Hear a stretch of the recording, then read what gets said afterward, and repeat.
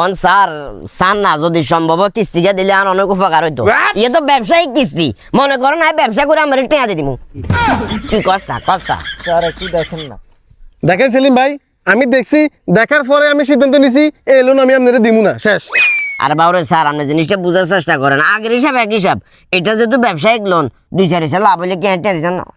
আরে ক্ষমা দেন মিয়া, আপনারা সব হাফ খেলা, আপনারা আমি চিন্তা ভুল করি না মিয়া, আপনার মতো বহুত বাটফার আমি সরাই আইছি ভাই, সরে তারপরে এটা চাকরি করি স্যার, বাদ দেন। একখানা দেখেন না কি দেখতাম আবার, কি দেখতাম?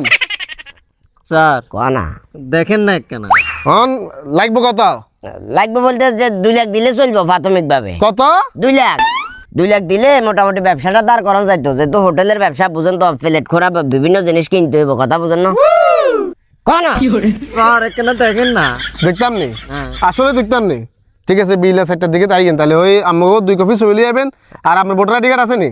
আছে আছে নি ভোটার আইডি কার্ড আমার আছে নি? আছে আর তারপর রোহিঙ্গা মনে করছি বাবুরে, শুনেন তাহলে ভোটার আইডি কার্ড 2 কপি আর ছবি 2 কপি, এই 4 কপি টোটাল চলে যাবেন। আর অফিসের দিকে যা যা দরকার নাই আসসালামু আলাইকুম কাকা, হিসাব মার কাকা। আইয়েন স্যার, তাইলে বিষয়টা হইলো মনে করেন আসসালামু আলাইকুম। আমরা কিস্তিটা ওই যে লোন যে যেটার কথা বলছি বুঝছেন নি, জি। এটা লাগবো। আসসালামু আলাইকুম কাকা, ভালো আছেন নি? ওয়ালাইকুম সালাম। সাসি আমার লই যান কোনডে? না ওই স্যারের কাছে রিং প্রস্তাব করবে লাইছিলাম। কি আইডি? আমার কাছে উনি এসছে একটা ব্যবসায়িক লোন নেওয়ার জন্য। তো প্রথমে আমি রাজি হই না, পরবর্তীতে এক পর্যায়ে বলছি যে বিকেলে আসেন, অসুবিধা নাই, আমি দিয়ে দিব, এটা পাস করাই দিব। মানে রাজি হয়ে গেছেন কেন? কি করবো রে ভাই, আমার তো সংসার চলতে হবে, বুঝেন না? ওটাই তো। হঠাৎ করে টিনের দরকার হয়েছে দেন। ব্যবসায়িক লোন। আচ্ছা বুঝছি, এখন কত হচ্ছে মানে আপনাকে এনজিওতে কি এটা কি প্রচলিত আসেনি? ধরেন কোনো কারণে যদি গ্রাহক মারা যায়, টাকাগুলো কি মাফ হয়ে যাবো? হ্যাঁ, মাফ হয়ে যাবো। ওহো রে, সেলিম কাকার বউয়ের ক্যান্সার বুঝছেন নি? কি কোন? আসলা বললা ডাক্তার 5 দিনের সময় দিছে, 5 দিনের মধ্যে কাটতে দেবে। আসলা বল। হ্যাঁ জি। সেলিম ভাই, হ্যাঁ? কি বলছে?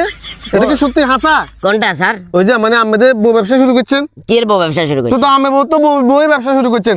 আপনার বউর বলে ক্যান্সার, আপনি অগলা দিয়ে আইসেন আর কাছে কিস্তি লেবেলা বলে, আপনার বউর অলরেডি বলে মেয়াদ আছে 5 দিন, এভাবে বলে তো ভাই আমি কিস্তি মিস্তি দিতে পারতাম না ভাই। কিল্লি বেয়াদবিটা করলে তুই আসি কাকা, না, আসি। তুই বেয়াদবিটা কেন করলি? না আমার কথা হচ্ছে বউ দিয়ে যেহেতু ব্যবসা করবেন, কাপড় ভিডিও করতেন। আরে বাবারা, 5 দিনের ভিতরে ব্যাগে মিলে 100 ডলার তো ঘুরে যাইতাম না, কাপড় ভিডিও শুরু করলে কিন্তু ডাবলা বাকস খানা খা। সেলিম ভাই, হ্যাঁ? আরে সেলিম ভাই, মানে আমনে প্রতারক, আমি এটা জানি শুনি আমি আপনার লগে একবার লেনদেন করছি, ধোকা খাইছি।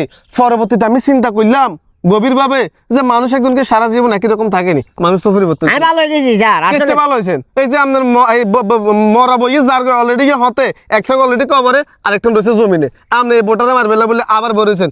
ভাই আপনার কাছে একটা অনুরোধ, আপনি আজ যে বিয়ে আইবেন, আপনার একটা মহিষের দুধি খাবা মুয়াই আমার তরফ থেকে। এখন ফিরে আসি আই লাভ ইউ। কাকা জান কেন? এটা তুই যা দেখছ না কিস্তি টেয়া লইলা কাম লাগছি না, তুইও তো শেষ। এতে বেজালটা বাজা দিছে। আসিস নাকি তোর ওষুধ করা লাগবে না?